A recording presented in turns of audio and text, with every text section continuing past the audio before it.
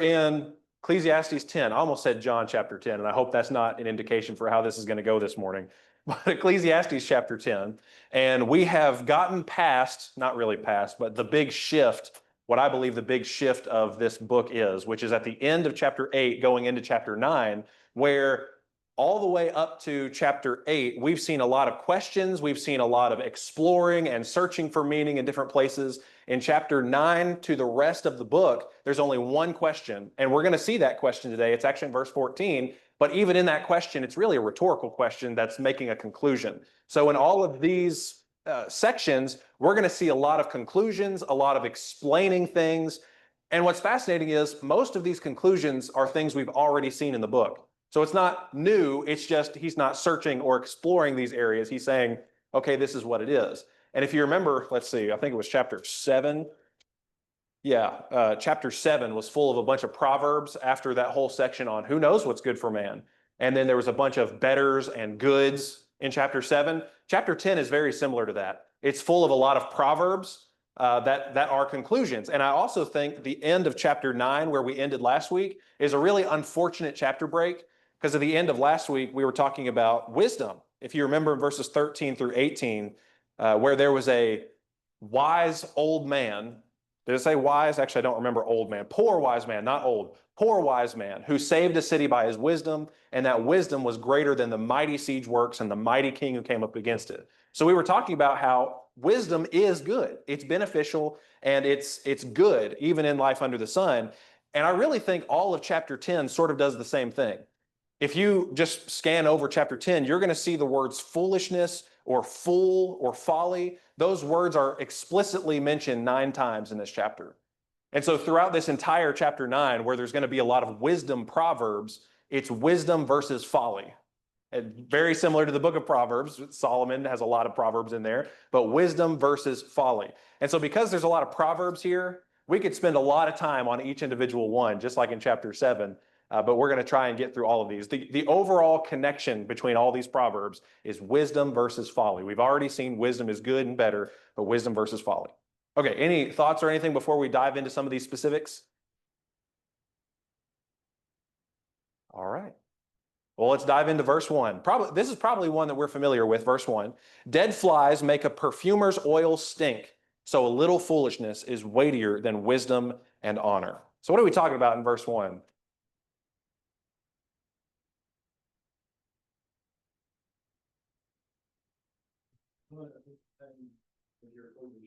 Yeah, you can ruin a good thing with your foolishness. Absolutely. And it doesn't take a lot either. Just one little bit of foolishness can ruin a lifetime of good things. Yes, ma'am? Oh, yeah. Yeah, a little leaven leavens the whole lump. Yeah, that's a great New Testament application of this as well. Just a little bit can spread and really destroy a lot of good. What's usually the word that we might apply to this? Starts with an R. Reputation. A lot of times with reputation, you can live 99 years of life under the sun with a wonderful, great reputation. You've done all these wonderful things, and you do one bad thing, and that can tarnish your name for the rest of your life, and even after your life, right? And just that one little fly in this perfumer's oil or in this perfume ruins the entire vat. And so your reputation is a good thing, and wisdom says, stay away from the foolishness that will tarnish your reputation, or whatever the good thing is. You can spend years and years and years building on good things and making good things happen, but just so quickly, just a little bit of folly, just a little bit can ruin all of it so quickly. Any other thoughts on verse 1, this proverb? Okay. All right. Well, let's take a look at verse 2. Verse 2. And remember, we're contrasting wisdom and folly. So verse 2, a wise man's heart directs him toward the right, but the foolish man's heart directs him toward the left. Now here in verse 2, people use this verse out of context so badly, and I'm not even going to entertain it. When we're talking about in the Old Testament, the right hand, what is the right hand a symbol of throughout your entire scriptures? Strength. Yes. What was the other one? Yes, strength and trustworthiness. Absolutely. And what's another way, maybe even for the right hand? Strength, trustworthiness. Yeah, place of honor, absolutely. And blessings. You think about, oh, I might butcher this, so I'm sorry. Jacob was blessing Joseph's sons. Okay, this is the way it was. And we don't know exactly how he crossed his arms, but Joseph's sons are before him. Jacob is going to pronounce blessings on his two sons. And what was the big deal? He crossed his arms, and his right hand was on the head of the younger sibling, and his left hand was, and Joseph got mad about that. He was like, hey, no, my father, no, this one's the older, do it like this. He said, no, I'm doing it this way on purpose. That right hand during that blessing was a big deal because the right hand was a symbol of strength, trustworthiness, blessings, and what was the other one? I already forgot. I think you said it. What was it? Honor. Yes, thank you. Honor. Yeah, absolutely. Honor and power and status even. And so that's what's going on here. And so a wise man's heart directs him toward the right.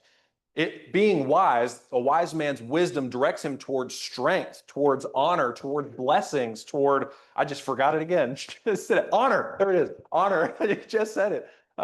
Directs him towards honor, whereas the foolish man's heart directs him toward the left, which is weakness, or not as honored as the wise man. So that's what's being talked about here. And I really love the imagery, especially with Jacob and Joseph's sons. You can see that on clear display.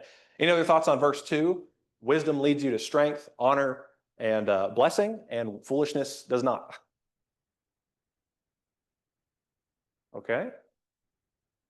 All right, well, let's keep going. Let's look at verse 3 here. This is one of my favorites, and it's just hilarious to me. Verse 3, even when the fool walks along the road, his sense is lacking, and he demonstrates to everyone that he is a fool. Now, if you just think about the very physical picture of this, Solomon, just by the physical picture, is almost saying you can tell somebody's a fool by the way they walk down the road. It doesn't take long. Just watch them. They're just the way that they walk will prove to you that they're a fool. But that's not really where he's stopping, because that can be very judgmental and, oh, look at the way that guy's walking down the street. It's not just about that. The point here is that just by very simple observation, very quickly, a fool is going to demonstrate to you that they are a fool.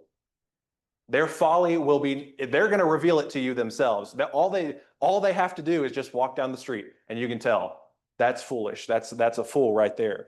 And so it's really hilarious to me, this verse, but they're going to let you know. And you think about business meetings. I mean like actual in your jobs. Take somebody in a meeting, and the person who should not be talking about whatever the issue is oftentimes has the most to say about it, right?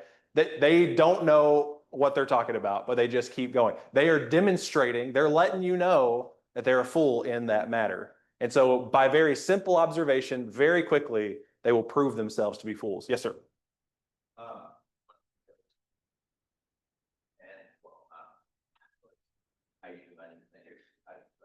Oh, yeah.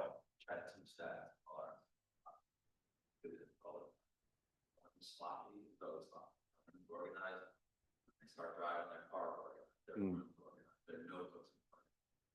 It's messy, is always messy. Someone who's honest is always honest. Someone who lies and cheats is trying to cheat the rules, trying to everything. Exactly what it is. Even a fool is going to show he's a fool. He disregards the law, so bumping into people or whatever. Just this is who you are. Fortunately, who you are. Yeah, I think that's a great application of this. And if you didn't hear me said, one of the great management, is this like a management quote? Okay, how you do anything is how you do everything. And I really like that, because I think that's exactly what's going on here. It's going to show itself somewhere. And to bring it into a New Testament application, Jesus says he who's faithful in little will be faithful in much. How you do anything is how you'll do everything. Yes, sir? The way that I understand this verse today, the most basic aspect of life, the simplest thing that you might be able to do, walking along the road, a fool can't hide the way in which he is. Yeah. You can't even hide it when you're doing the most simple and basic thing in life. So that's the degree to which someone will reveal their foolishness. Yeah, absolutely. That just by this the simplest thing in life, just walking along the road. Yeah, they're going to reveal it to you. And that's a great point to think of, because as we keep going, because foolishness and wisdom are going to be contrasted throughout this whole chapter, we're going to see that when it comes to their work, they're going to do things that prove that they're fools, and we're going to see what that does to them. And they don't make very good leaders. They don't make good decisions. They're not good with finances. And all of those things come in here. So all the way at the beginning of this chapter, just the very simplest of things, they will prove themselves to be fools. So then when we get to more maybe complicated things, we're going to see that that's still the case for sure. Any other comments on verse 3? Okay. All right. Well, let's read verse 4 here. Verse 4.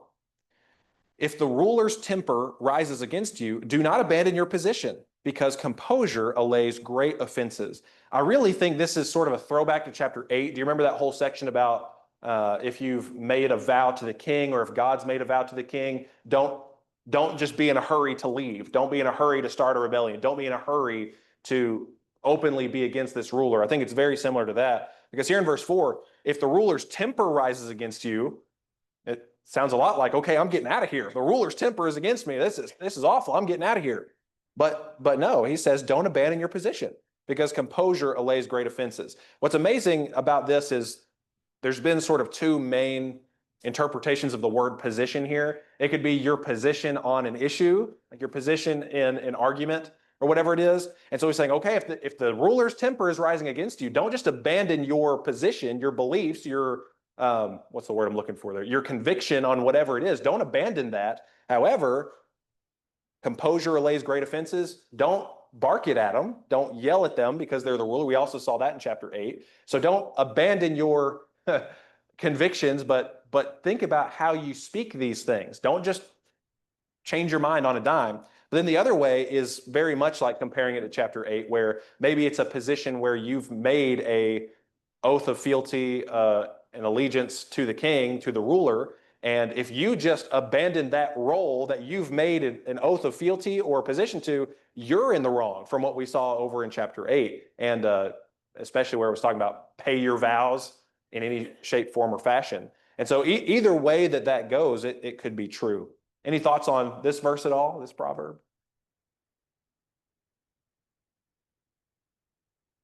Okay. All right.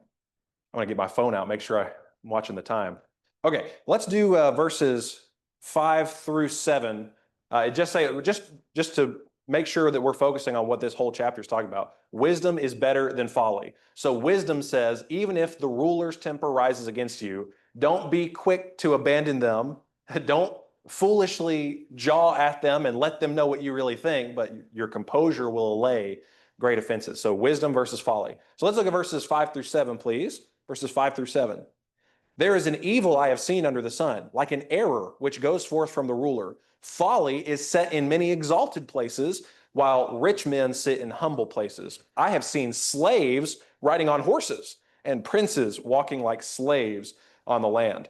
Now this, I really think, is a reminder to last week in chapter 9, verses 11 through, I think it was 18. Yeah, 11 through 18, where it's not always the person who is the most qualified and the most worthy of a position that receives it. We read a lot of those passages. We talked about it where the race is not always won by the fastest person. The war isn't won by the strongest warriors. And sometimes it's just time and chance. Sometimes it's, politics. Sometimes it's whatever it is, but it doesn't always work out that way. And so here in these verses, Solomon's saying this is an evil. It's like an error which goes out from the ruler.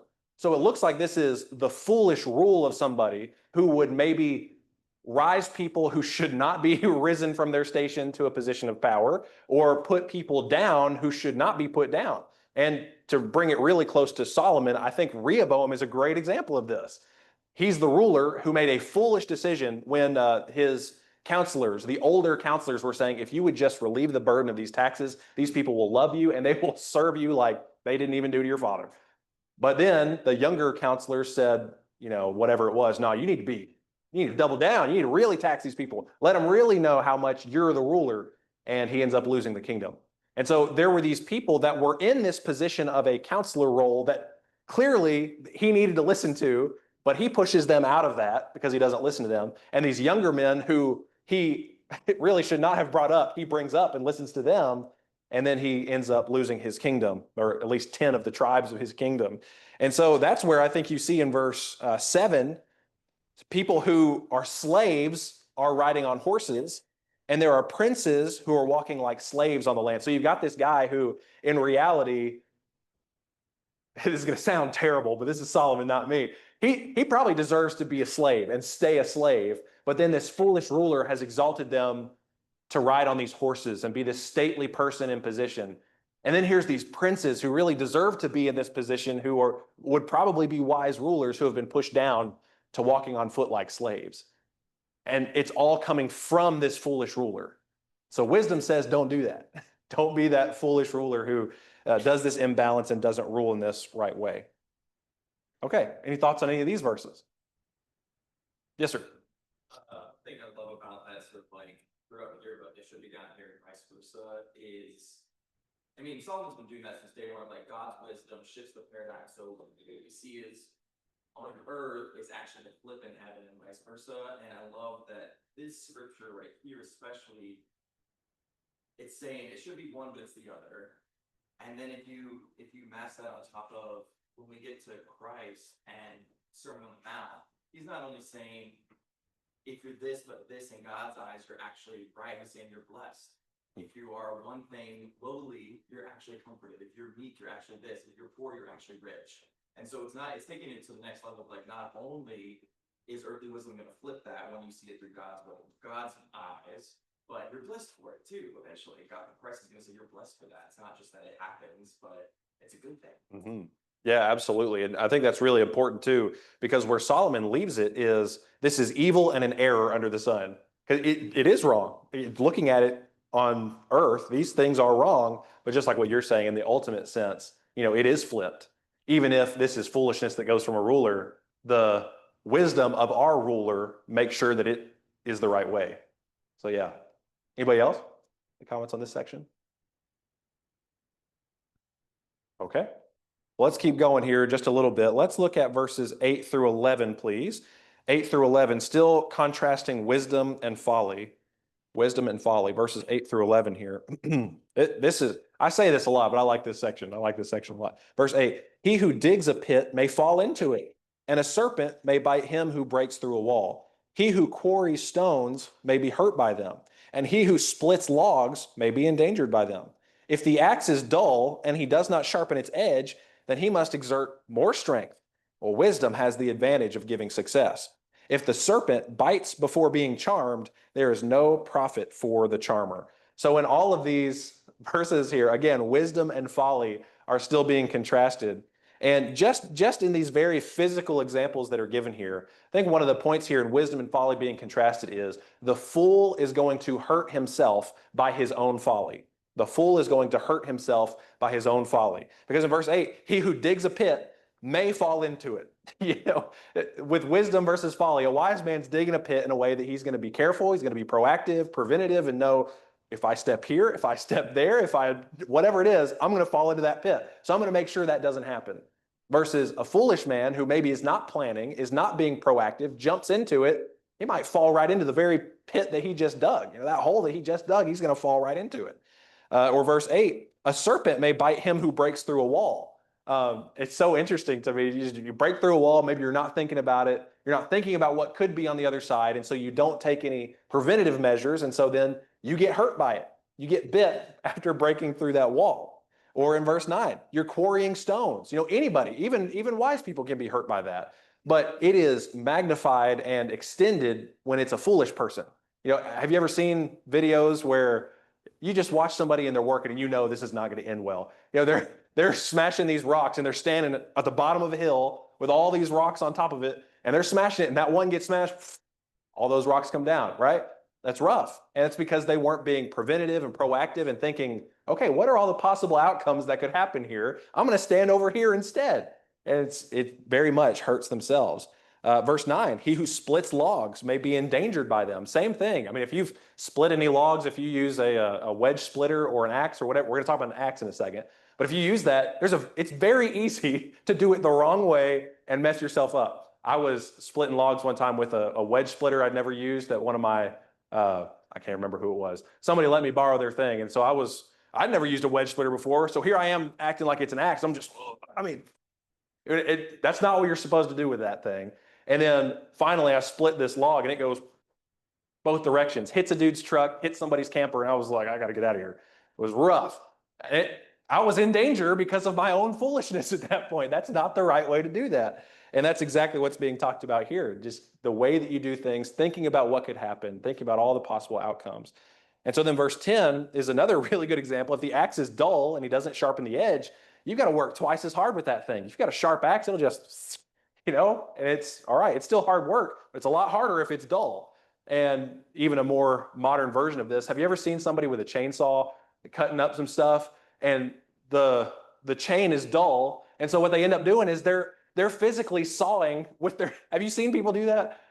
Maybe I'm the only one who did it. Okay, cool. So, it's dull. So you're just sawing. It's foolish is what it is. Sharpen that thing. It would change so much. And so verse 10, I love he just says it right out the gate. Wisdom has the advantage of giving success. All of these things, they can happen to even wise men. But the point here is that it is far more likely to happen to foolish men, and it's actually their own fault.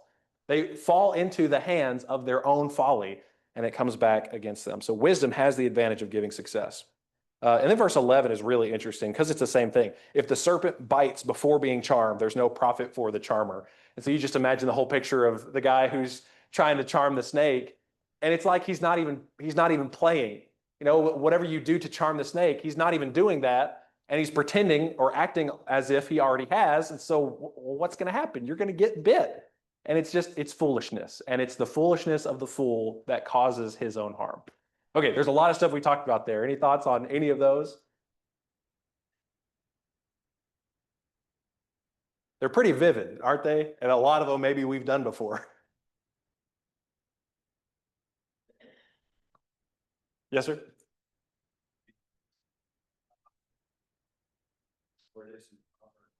One of the proverbs says, basically, someone skilled in this craft will stand before you.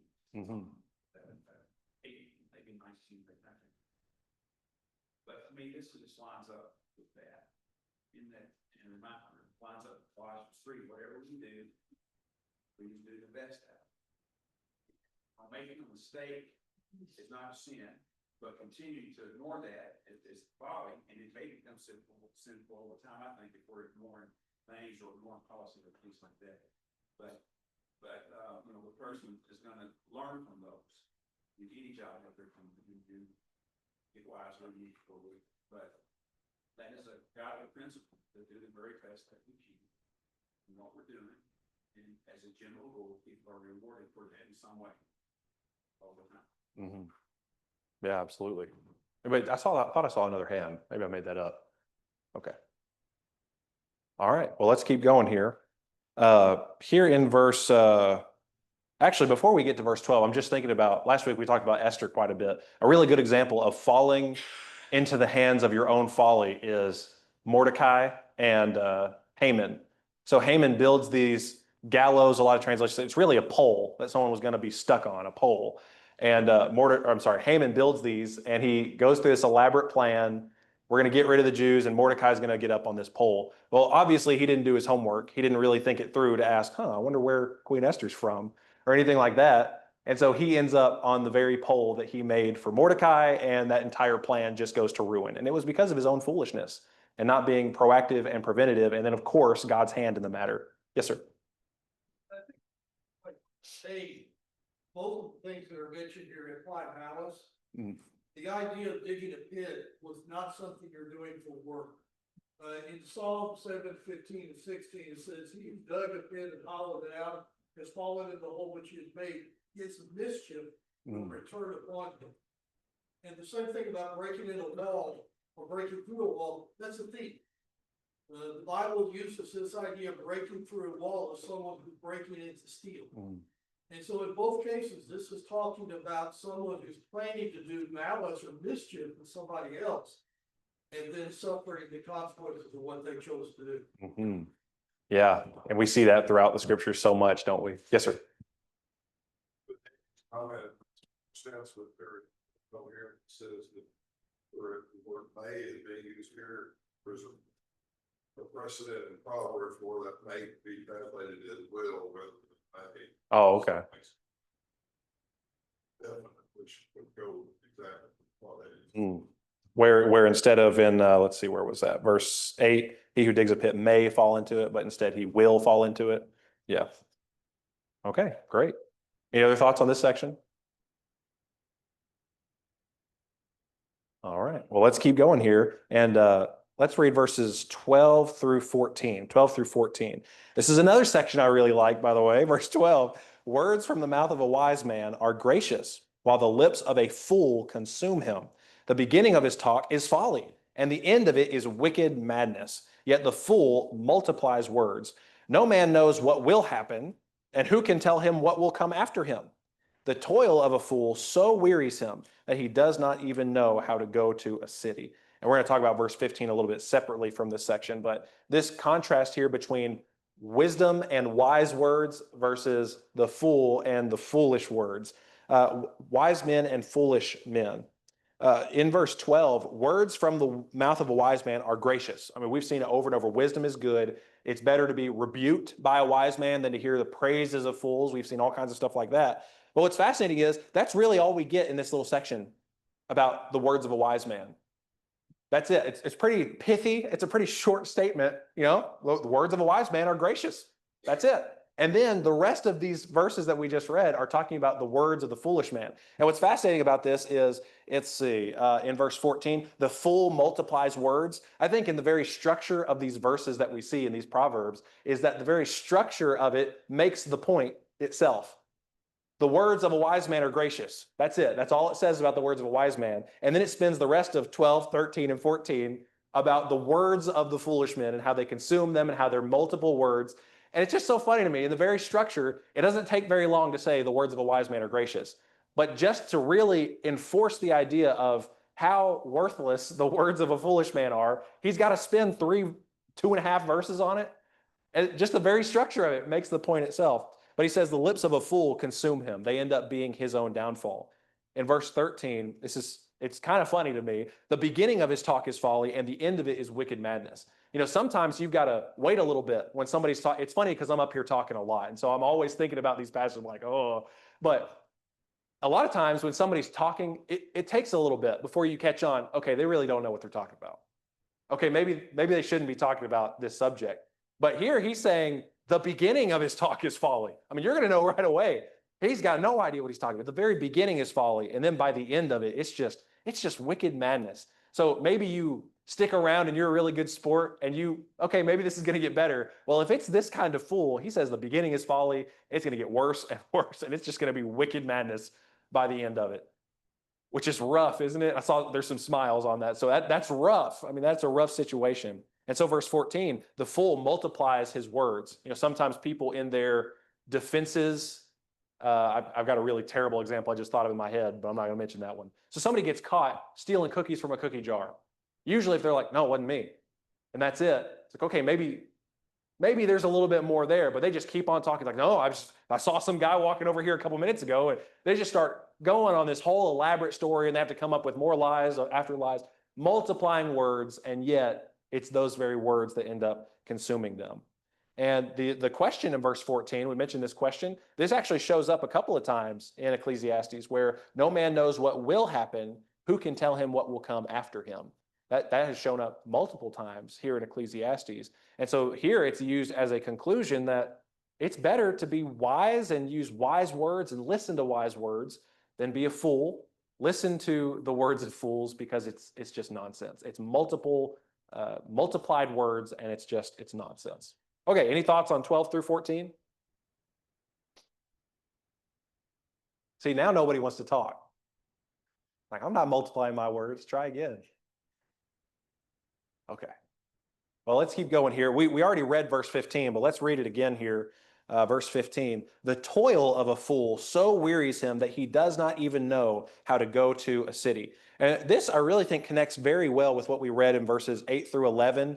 And even just in this whole section, wisdom and folly are being contrasted. You've got a fool who is so wearied by his toil, by his labor, by his work, that he can't even get to a city. What's fascinating about this to me is many of the cities, not all of them, but many cities where they would build their cities on a hill because it was a very defensible position. It was good for a lot of reasons.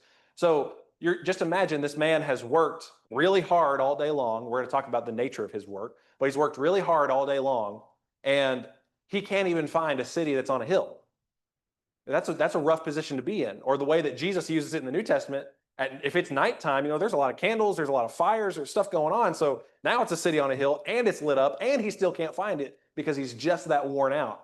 He can't make his way to the city. Yes, sir.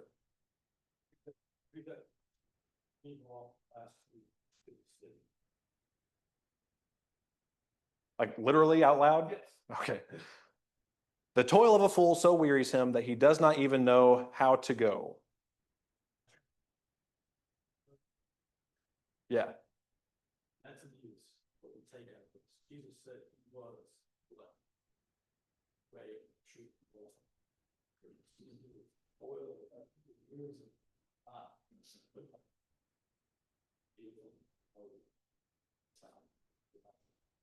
Yeah, that's great. And we're going to talk about that a little bit more because as we've looked through Ecclesiastes, is it bad to work hard? No, it's a good thing. It is good to work hard. And we noticed multiple times throughout Ecclesiastes, but in different sections here, rest is a gift from God. I think about chapter 5 specifically. Rest is a gift from God. So is it the working hard that's the problem here? I don't think so. Why is this fool so wearied out by his work and his labor? I think it's because he's working foolishly.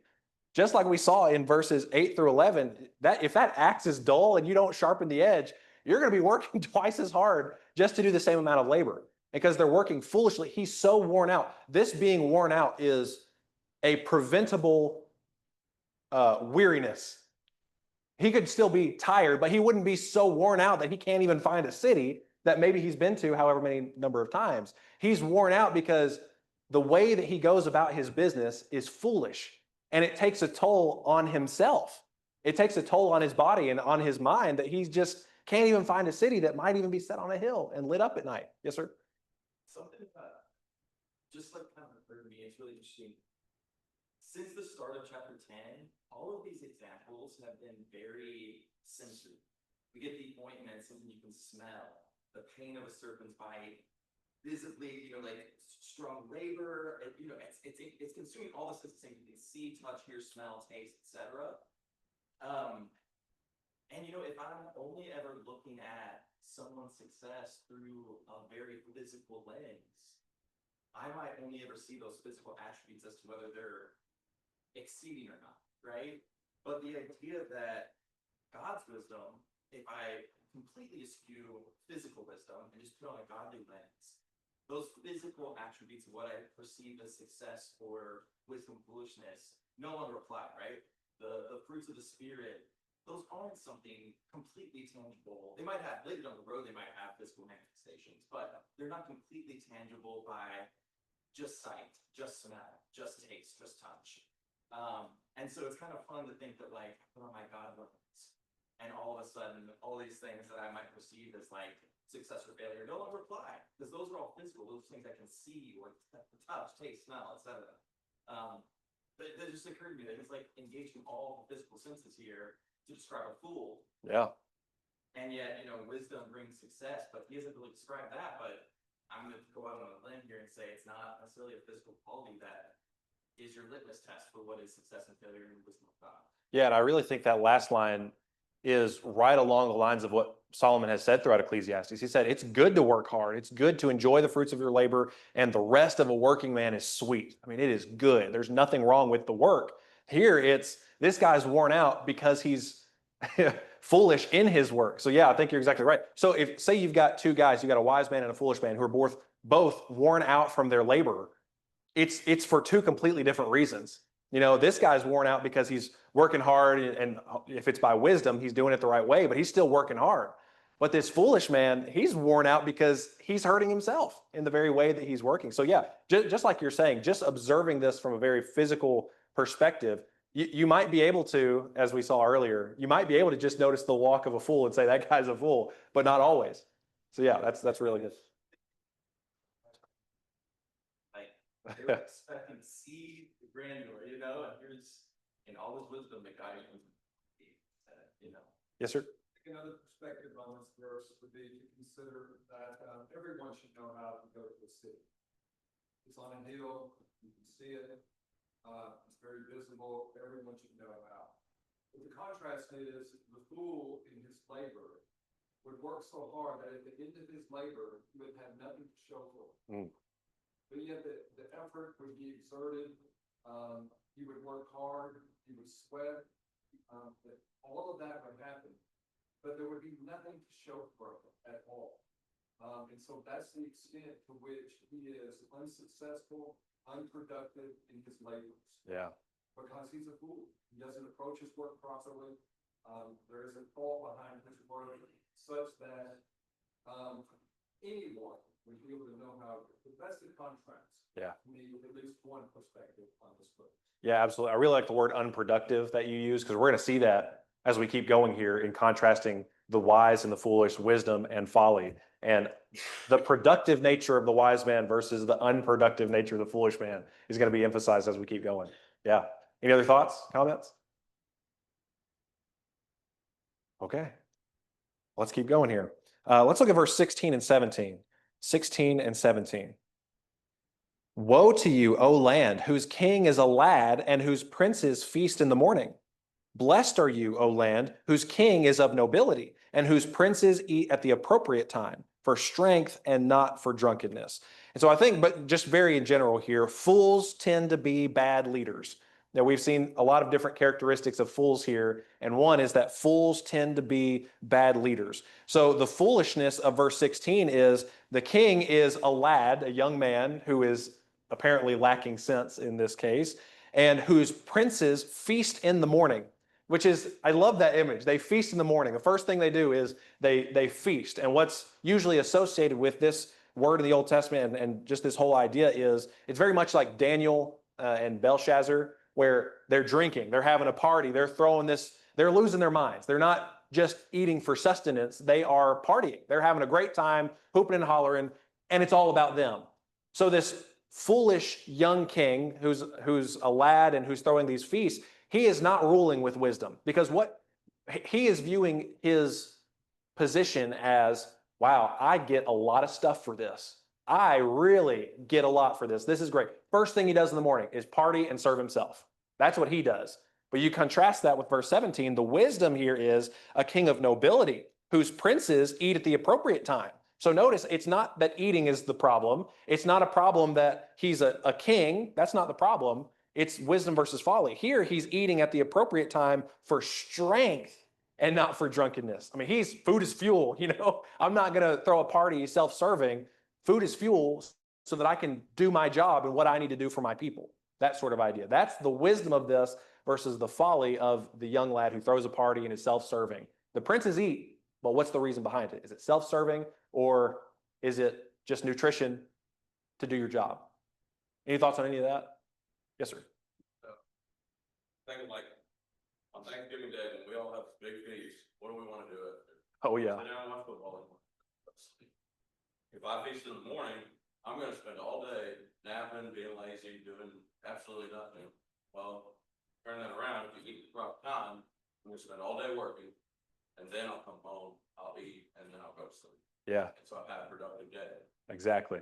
Yeah, that's exactly right. And that's exactly where we're going to go next in the next verses. So that was perfect. Would be a great segue. But Eddie, go ahead. A broader message, the idea that, and it's something that Solomon's talked about a good bit, and we'll talk about more so.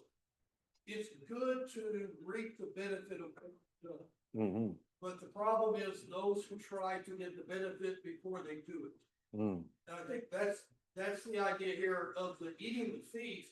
Like you said, there's nothing wrong with eating, but put in the work first before you reap the result of that. Mm-hmm. And you see it in our culture where people are constantly in debt because they're wanting to gratify themselves before they have the ability to pay for it. Yeah.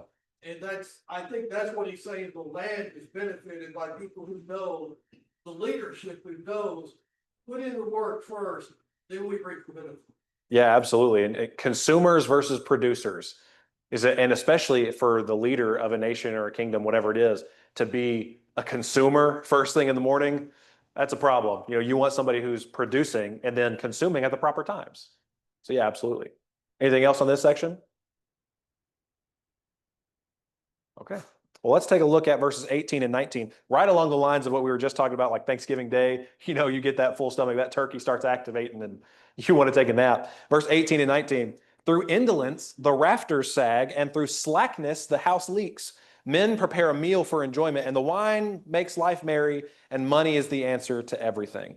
And the reason why I connect these two, sometimes they're not connected, and sometimes other people connect them.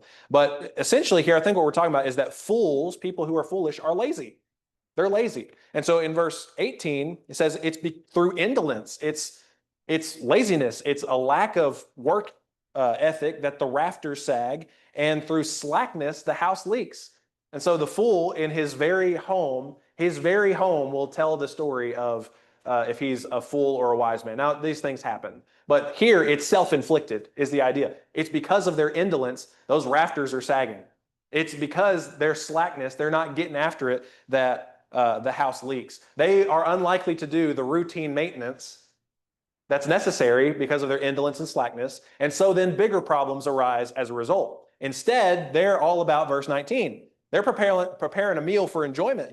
They're drinking their wine and making life merry. And maybe they think money is the answer to everything. It's like, I don't need to do that routine maintenance. And I'll just, whenever it's broken, then I'll pay the money and it'll be fixed.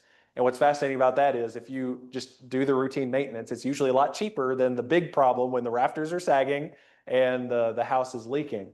But because fools are lazy, that's sort of where we get here. They might think that money is going to satisfy everything that they need, but we've already seen in Ecclesiastes that is just not the case. The foolish man also, though, I think we can see from this, is bad with money. Routine maintenance, again, is usually cheaper than the big ticket fix. But it's his own foolishness that causes the result, even in his own house. Any thoughts or anything on these verses? Yes, sir. They have a great lesson to kids, grandkids, the work to be done. Before you play. I want to go fast side. I can see your room, no. Okay, you can't go fast side. You want to be, you just say, you got a simple parameter, simple guidance that a child learn very, very early. There's work to be done first. Then there's things that we want to play. I think that's slipping away a little bit.